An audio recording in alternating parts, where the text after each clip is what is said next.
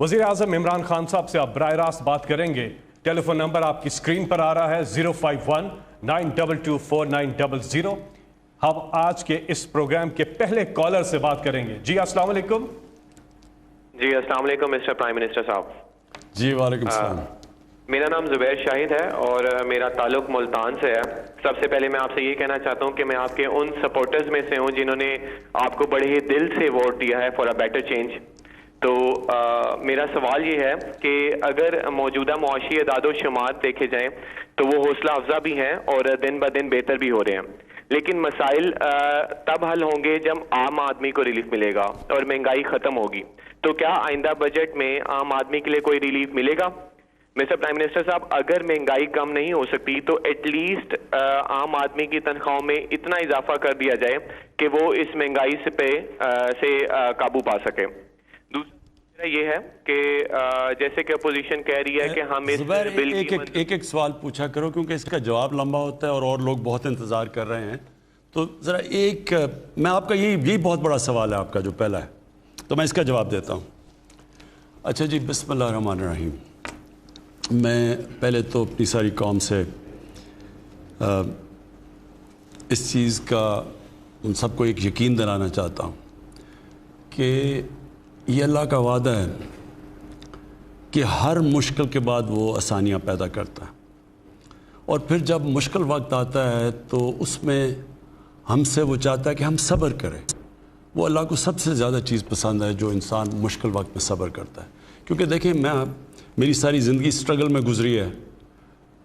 Cricket 18 साल की उम्र से पहली दफ़ा क्रिकेट पहले पहुंचने के लिए पाकिस्तान टीम के अंदर, फिर उस टीम के अंदर जगह बनाने के लिए, फिर ऊपर जाने के लिए, और फिर जब आप स्ट्रगल करें, मुकाबला करते हैं, तो उसमें एक चीज़ आपने याद रखनी है, ज़िंदगी ऊंच नीच का नाम है।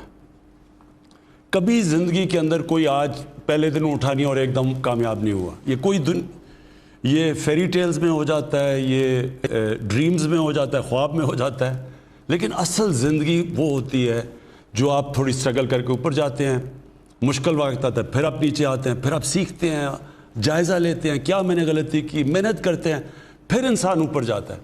जो मुश्किल वक्त में हार मान जाता है वो हार जाता है, जो मुश्किल वक्त से सीखता है, मेहनत करता है, वो और मजबूत होकर ऊपर आ जाता है। ये ज़िंदगी का साइकिल है। तो मैं सिर्फ आपको इस चीज़ का कहना चाहता हूँ कि देखें, मुश्किल वक्त पे गवर्नमेंट मिली, ये आप कोई भी इंडिपेंडेंट लोगों से पूछ लें कि कभी किसी गवर्नमेंट को इतने मसले मसाइल मिले जो हमारी गवर्नमेंट को 2018 में मिले। मैं आपको कह रहा हूँ नहीं मिले। ना कभी इतना बड़ा खसारा मिला एक्सटर्नल, यानी जिसको करंट अकाउंट कहते हैं, ना कभी इतना बड़ा खसारा मिला इंटरनल जो फिस्कल डेफिसिट है, और उसके अलावा जो कर्ज़ों का बोझ पड़ा हुआ था, बैरूनी भी अंदरूनी भी, और पड़ा हुआ है अभी भी।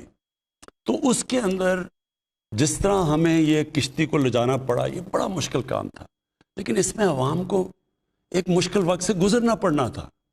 देखिए ना, एक घर है, मेरे पर कर्जे चढ़ जाते हैं, मैं अपने कर्ज़ों की किस्तें भी देनी है, कभी कोई बिजली का बिल मांगने आ रहा है, कभी कोई किराया मांगने आ रहा है, कभी कोई स्कूल फीस मांगने आ रहा है, तो मैंने वो कर्जे भी देने हैं, उसके बाद मैंने घर भी चलाना है।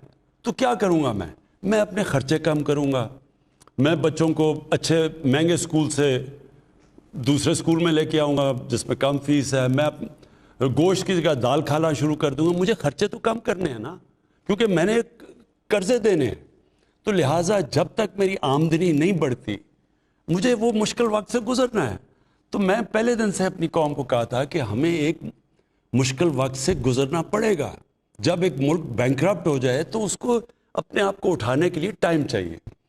लेकिन मुझे बड़ी खुशी है कि जो अल्लाह ने कामयाबी दी इस वक्त पे, यानी कोई भी ये उम्मीद लगा के नहीं बैठा था कि 4% के करीब, तकरीबन 4% ग्रोथ रेट होगी, और बल्कि कई माहिर समझ रहे हैं जो इंडिपेंडेंट है कि ये 4 से और ऊपर 4.5% पे भी पहुंच जाएगी, उससे भी ऊपर जा सके।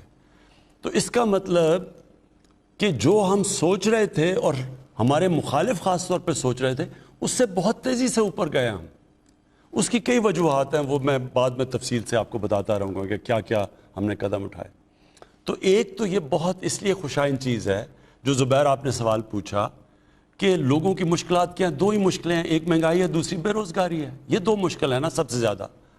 تو جیسے جیسے آپ کی گروتھ ریٹ بڑھتی ہے، یعنی کہ جب اکانومی کے پہیہ چلنا شروع ہوتا ہے، کنسٹرکشن شروع ہوتی ہے جو ماشاءاللہ ریکارڈ پہ ہے، جب گاڑیاں بننی شروع ہوتی ہیں جو 55% گاڑیوں کا سیل، ٹریکٹروں کا 60% مزید سیل بڑھ گئی ہے، موٹر سائیکلوں کی، جب یہ بننے شروع ہوتے ہیں تو روزگار ملنا شروع ہوتا ہے، لوگوں کے ہاتھ میں پیسہ آتا ہے، تو اس سے پھر نوکریاں ملنی شروع ہوتی ہیں، غربت کم ہوتی ہے. تو یہ ایک بہت بڑا پہلا خوشائن قدم آ گیا. وہ دوسری چیز پہ میں بعد میں بات کروں گا، دوسرا سوال، کیونکہ لوگ مہنگائی کا بھی پوچھیں گے کہ اس کا ہم کیا کر رہے ہیں. لیکن یہ جو پہلا اس وقت جو ہماری اپوزیشن جنہوں نے پہلے دن سے کہا کہ نااہل ہیں اور ان کو نکال دینا چاہیے، اور حالانکہ ابھی ہم شروع ہی ہوئے تھے، انہیں پتہ تھا کتنے مسئلے مسائل ہیں، پھر ساتھ ساتھ انہوں نے یہ کہا کہ اگر ہمیں NRO دے دو تو آپ نااہل نہیں ہوں گے، تو اگر آپ NRO نہیں دیں گے تو ہم آپ کی گورنمنٹ نہیں چلنے دیں گے. اور پھر فوج کو، پاکستان کی فوج کو کہتے کہ الیکٹڈ گورنمنٹ کو گرا دو، کہتے جی الیکشن ٹھیک نہیں ہوا، کوئی ثبوت بھی نہیں دیا. ہم نے جب کہا تھا پچھلا الیکشن ٹھیک نہیں، تو ہم نے 4 حلقوں کے باقاعدہ کام کر کے بتایا کہ ان 4 حلقوں میں دھاندلی ہوئی تھی جو چنے تھے. تو وہ اس لیے پھنس گئے ہیں کیونکہ انہوں نے کہا اتنی نااہل حکومت ہے، اب ان کو سمجھ نہیں آ رہی کہ اتنی زیادہ یہ گروتھ ریٹ 4% کے قریب کیسے آ گئی، کیونکہ انہوں نے خود ہی کہا نااہل ہے. اب وہ پھنس گئے ہیں تو وہ کہتے ہیں جی یہ آپ نے غلط، آپ کی جو سٹیٹسٹکس ہیں وہی غلط ہیں. انشاءاللہ آگے جو میں پھر سے کہتا ہوں کہ جو اللہ نے ہمیں ایک بڑے مشکل وقت اور امتحان سے گزارا ہے، انشاءاللہ اب اس کے بعد آپ مزید اس ملک کو آگے بڑھتے دیکھیں گے. جی اگلے کالر. السلام علیکم. وعلیکم السلام. جی کون صاحب؟ محمد کلیم بات کر رہا ہوں جی، اسلام آباد سے. جی بات کیجیے. السلام علیکم سر. جی وعلیکم السلام.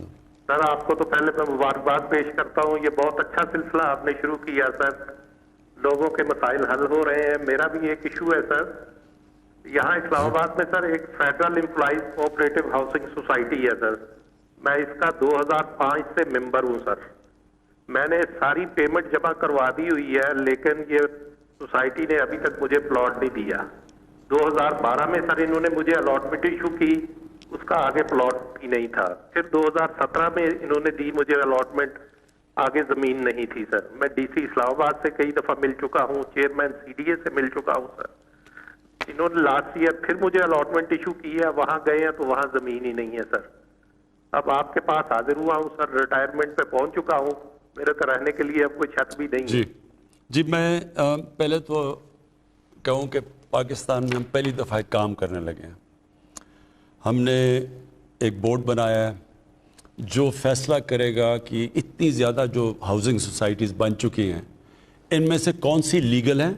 یہ سب ویب سائٹ کے اوپر آئے گی تاکہ لوگوں سے دھوکہ نہ ہو. پہلے تو پتہ چلے لیگل سوسائٹی کون سی ہے، ان کے اوپر پوری چیزیں، پھر ہم کن کنڈیشنز پہ لیگل بنے گی، وہ اگر وہ کنڈیشنز میٹ نہیں کرتی تو اس کو اپروو نہیں کیا جائے گا. پھر ان میں اور جو مختلف قسم کی سوسائٹیز ہیں، کئی ایلیگل ہیں وہ بند کر دیں گے، جو کہ ابھی کام تھوڑا سا شروع ہوا ہے.